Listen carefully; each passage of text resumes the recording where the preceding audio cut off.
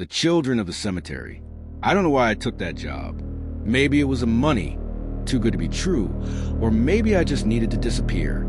I left too many ghosts in the city, and I don't mean the kind that hide under beds or whisper through cracks. I'm talking about mistakes, people, decisions I'd rather forget. The job listing was simple.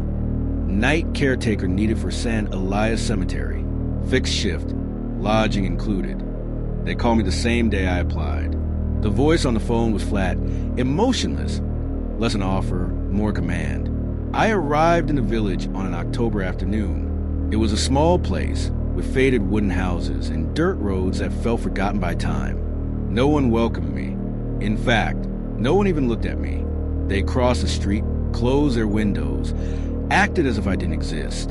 Only one little girl held my gaze. She stood at a corner, wearing an old, dusty dress and eyes like ashes. She watched me until I turned the corner and disappeared from sight.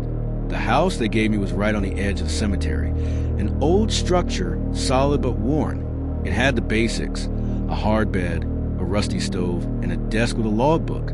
I was supposed to write down any irregular activity. That made me laugh at the time. I imagined kids breaking in or raccoons digging through graves. I wish that had been it. The cemetery itself was oddly beautiful in a melancholic way. Tall trees surrounded the moss-covered graves, some so old the names were erased by time. During the day, the place felt asleep, peaceful, but at night the whole place changed. The first 2 weeks were quiet.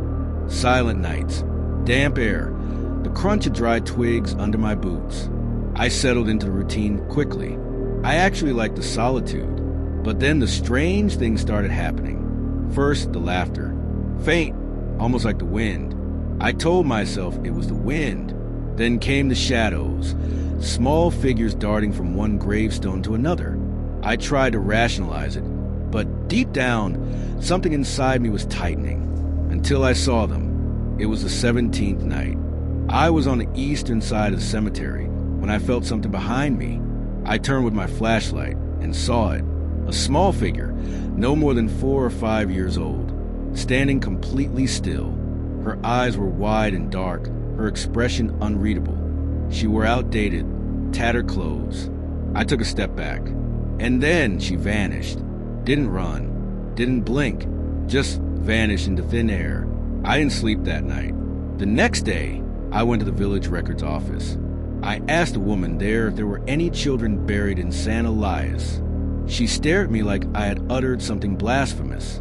She closed the book in front of me and said I shouldn't ask questions like that I should leave it alone. But I couldn't, not after what I saw.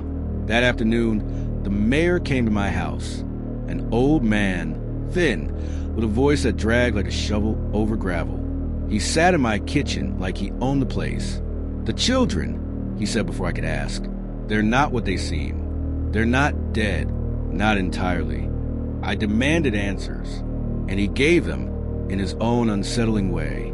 He told me that over 100 years ago, the village had been struck by a plague that only affected children.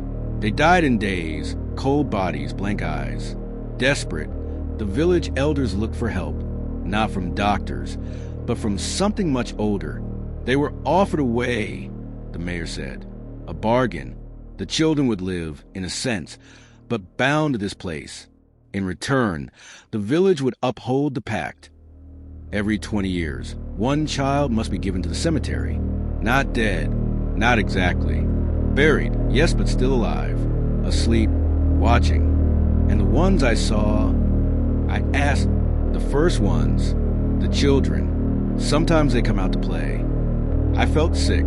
It all sounded insane, but the worst part was that I believed him. That night, I went to see the oldest woman in the village, as the mayor suggested.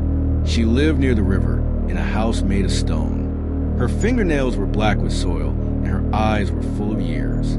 "They've played with you already, haven't they?" she asked before I even spoke. I told her everything. She nodded slowly. She spoke of the children, how they recognize their own blood.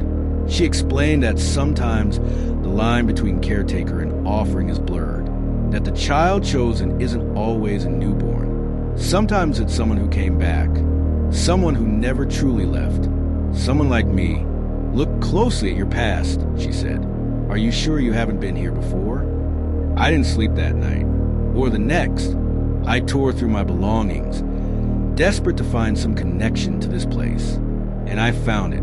A photo, one I'd always carried in my wallet. Me as a child with my parents. In the background, a stone cross.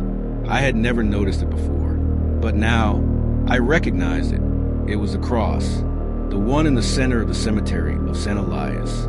I returned one last time. No flashlight, just walked through the graves like they were calling me. I wasn't afraid anymore. I felt resigned. At the cross, they were waiting. Small, silent, surrounded by fog.